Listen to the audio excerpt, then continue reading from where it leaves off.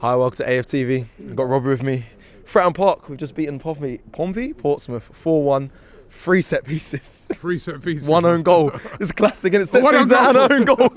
That's all we score, apparently. It's a lethal weapon, man. You know what I mean? Those set pieces are a lethal weapon. I thought, actually, apart from the set pieces, we played some nice football throughout the game, you know what I mean? And we created some nice chances, and we should really have put them away. I think Nwaneri, well done to him for scoring a hat-trick.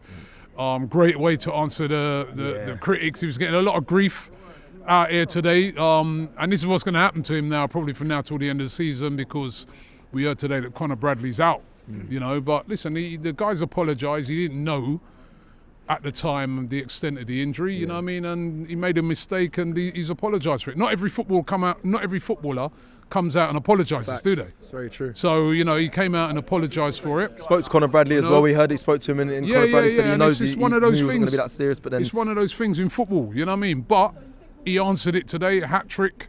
You know, guy's been playing really well this season. And I thought we played some good stuff within the game. And I thought he was a good cup tie as well. I really enjoyed it. You know what I mean? This is what, when you come to grounds like this, they were up for it. They scored first. You saw they were, you know what I mean? They were loud. The place was jumping when they scored that goal, right? And if you come to these places and you're not on it, you can get done. You know what I mean? We saw it yesterday with Crystal Palace getting beaten by Macclesfield. Who would have predicted that? We saw it on Friday night, Nottingham Forest losing at Wrexham. So if you come to these places and you ain't on it, mate, because they didn't give up. They, you know what I mean? They were physical. They went for it.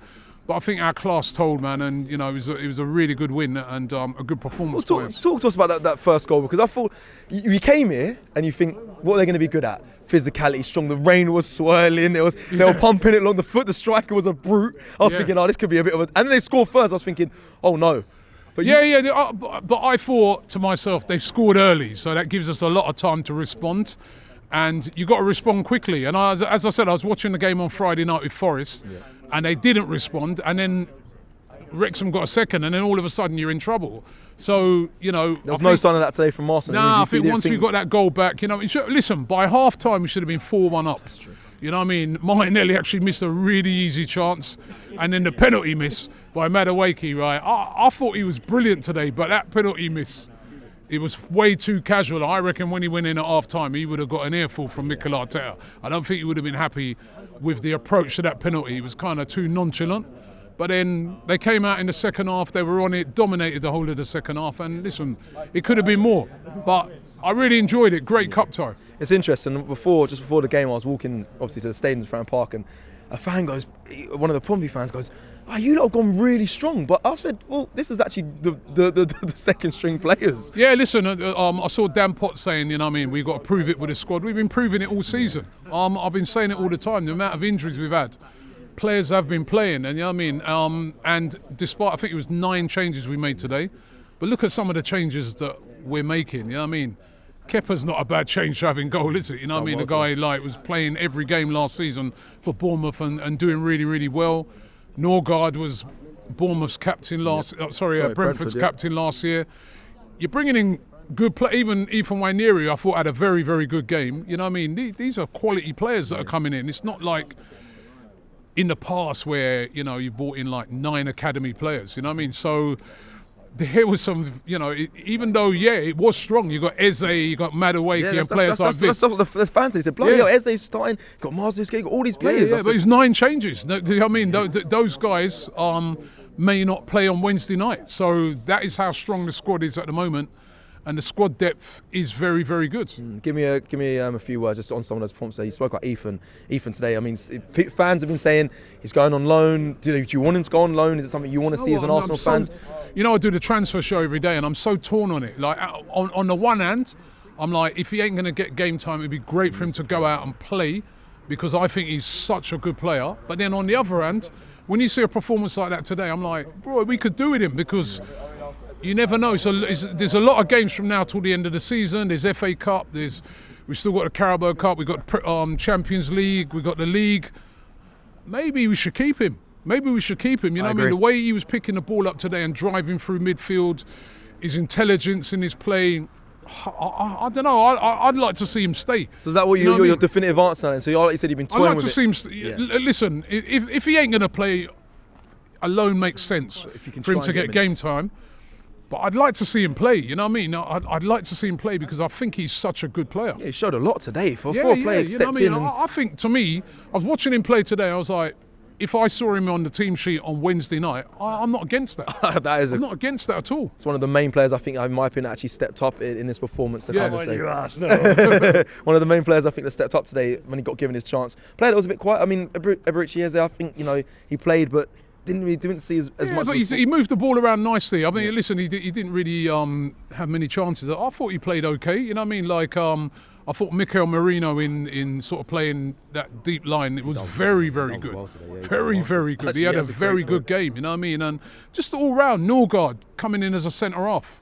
You know, because remember, despite all the changes, there's still no Mosquera there, you know what I mean? You're still missing Nkapie, you know what I mean? So they didn't have a lot. There's a lot of players that probably would have played as defenders that they had to change around. Norgard would probably have been playing in that holding role. So, you know, when we get everybody back, and it was great to see Havertz come back on at the end, when we get everybody back, and if we can get everybody back for that last push now, this second half of the season push, it could be so important. Remember this time last year, that's when we lost everybody. Yeah, it's true. Gabriel went down, Saka went down, all these players went down, and then we didn't buy anyone in January. And that was basically it. That was the league over.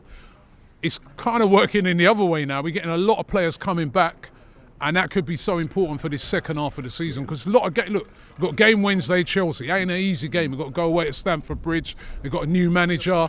They won yesterday. They're going to be up for it. Right, he's going to go for it. I think he'll go really strong because, you know... It's got to make a statement, really. Yeah, you've got to try and win something, innit? Yeah. So, you know, he's going to go really strong. And then followed up by playing against Forest at the weekend away. So... Then Milan away. Yeah, so including this one, it was 4 away games in different tournaments, you know, which is something that's never been done before. So...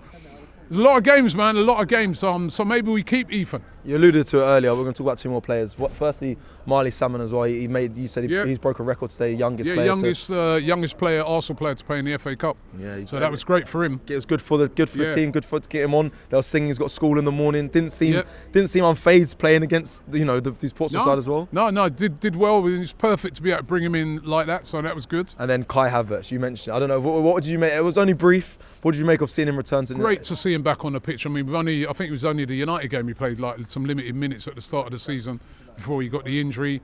Great to see him. He could be really important, you know what I mean? He could be really important coming in for the second half of the season. And they can ease him back in because you've got Gyökeres, you've got Jesus, you've got Merino can play there.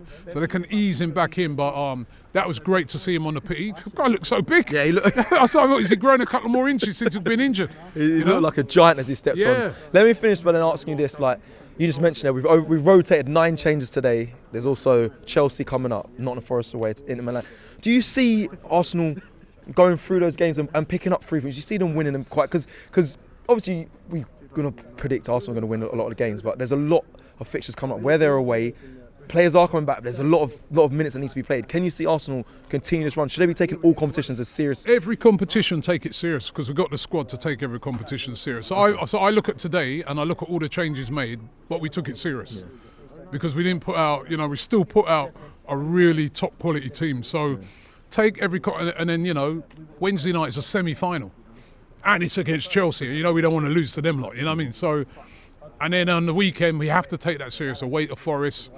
And then Milan, you know what I mean? You could win that, and then, you could be top of the Champions League group. So at the moment, the team's playing really, really well. So all serious. In the January window, even if you don't make any signs, you want full strength basically across, as strong as you can go across the games. Yeah, let's try and, you know what I mean?